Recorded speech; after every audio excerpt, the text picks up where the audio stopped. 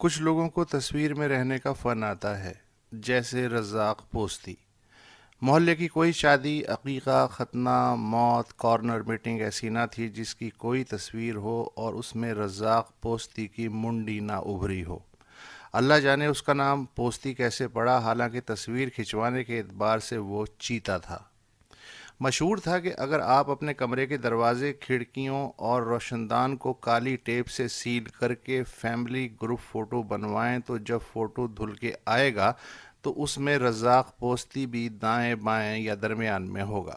رزاق پوستی مجھے یوں یاد آیا کہ آپ ٹی وی پر کوئی بھی پریس کانفرنس یا کسی بھی لیڈر کا خطاب دیکھیں، کچھ لوگ ہمیشہ سپاٹ چہرے لیے پیچھے کھڑے ہوں گے۔ کوئی نہیں جانتا کہ وہ کون ہے، نام کیا ہے، عہدہ کیا ہے، روزگار کیا ہے، یا پریس کانفرنس کرنے والے وزیر، افسر یا تقریر کرنے والے عالم، سیاستداں یا وزیر اعلیٰ و وزیر اعظم سے کیا تعلق ہے۔ رزاق پوستیوں کی ایک نسل سیلفی کی ایجاد نے پیدا کی اور اس کی تعداد لاکھوں میں ہے۔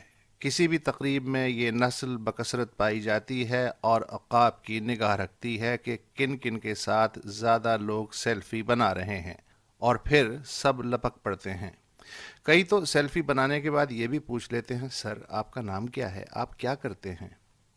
کئی لا علم بھولے سیلفی بنوانے کے بعد خاموشی سے نکل جانے کی بجائے منہ کھولنے کے سبب پکڑے جاتے ہیں۔ مثلا ایک پختہ عمر کے صاحب نے سیلفی بنانے کے بعد کہا، سر میں آپ کو باقاعدگی سے پڑھتا ہوں، آپ بہت اچھا لکھتے ہیں۔ میں نے جواباً شکریہ کہا۔ سر آپ کی 2 کتابیں تو کمال ہیں، شیر دریا اور جرنیلی سڑک۔ میں نے کہا بھائی یہ دونوں کتابیں رضا علی عابدی کی ہیں۔ اوہ ہو اچھا، تو آپ رضا علی عابدی نہیں ہیں؟ سوری، ایک منٹ سر، مجھے بھی کچھ شک ہو رہا تھا۔ ہاں بالکل یاد آ گیا، آپ ڈیفینیٹلی محمد حنیف ہیں، ہے نا سر؟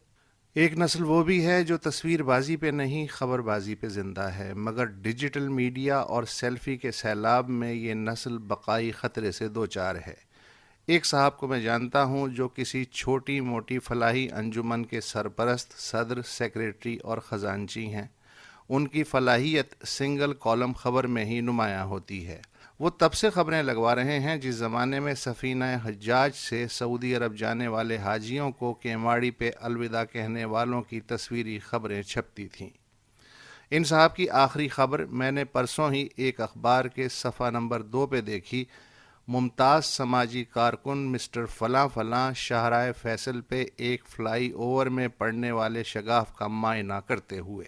یہ نہ سمجھیے گا کہ ریاست اس خبرناک سیلفیانہ مرض میں مبتلا نہیں۔ ریاست بھی تصویر کھنچوانے کا کوئی موقع ہاتھ سے نہیں جانے دیتی۔ بھاشا ڈیم کا پرویز مشرف سے نواز شریف تک ہر حکمران سنگ بنیاد رکھ چکا ہے۔ ایدھی زندگی بھر ون مین آرمی رہا۔ ڈاکٹر روت فاؤ ریاستی تعاون سے بے نیاز جزامیوں کی تعداد کم کرتی رہیں، مگر دونوں کی آخری تصویر میں ریاست بھی دائیں سے بائیں تیسرے نمایاں ہے۔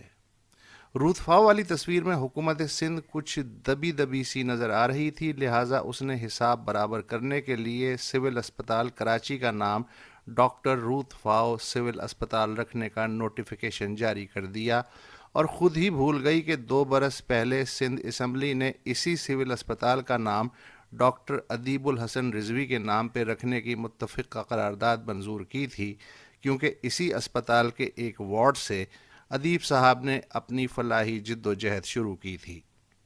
چلو خیر ہے، ادیب صاحب ماشاءاللہ حیات ہیں، وقت آنے پہ لیاری جنرل ہاسپٹل کو ان کے نام کر دیں گے، ایک اور تصویر ہو جائے گی۔